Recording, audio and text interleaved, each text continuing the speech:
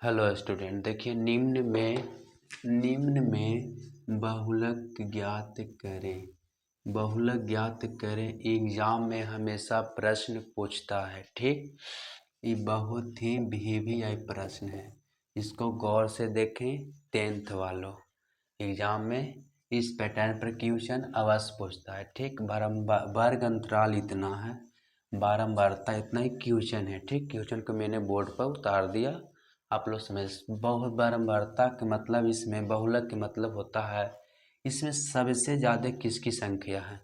तो सबसे ज़्यादा एक नज़र इस पर देखो कि सबसे ज़्यादा संख्या है 10 का। किसका है?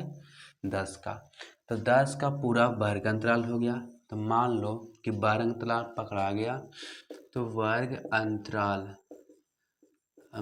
अंतराल है कितना? 30 से लेकर 35 तक। 30 से 35 तक वर्ग अंतराल हुआ। ठीक, तो इसको बोलेंगे F0 की मान हुआ ये। ठीक, F0 की मान काहे लिख रहे हैं? क्योंकि बहुलक बराबर होता है L plus F0 minus F minus 1 बटे 2F0 minus F minus 1 minus F1 गुने I। इस सूत्र होता है, फार्मूला है। किसका है? तो बहुलक का है। तो मान लो बहुलक का अंतराल पकड़ा गया, F0 की मान F माइनस 1 की मान हुआ, आई F माइनस F2 की मान हुआ, सॉरी। ठीक, F2 नहीं, F1 की मान हुआ।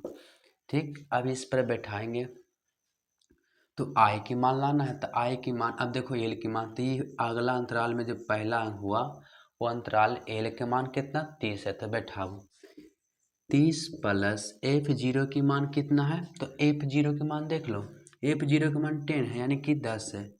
10 माइनस F माइनस 1 की मान कितना है? 9 है, यानी कि 9 बटे 2F0। तो 2 गुने F0 के मान 10 है, F माइनस 1 की मान 9 है और F1 की मान है 3। ठीक, गुने I। तो I की मान कितना है?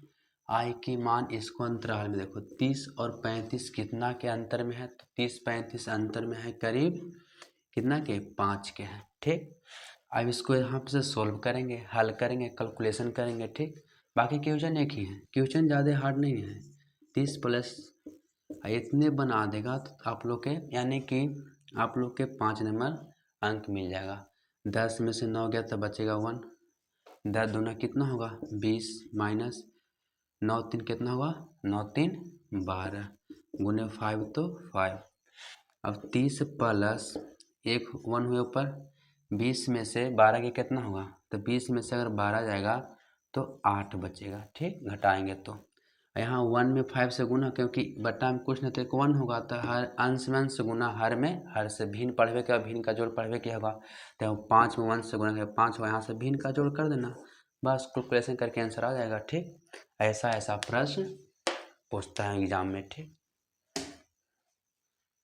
ठीक है, देखिए तो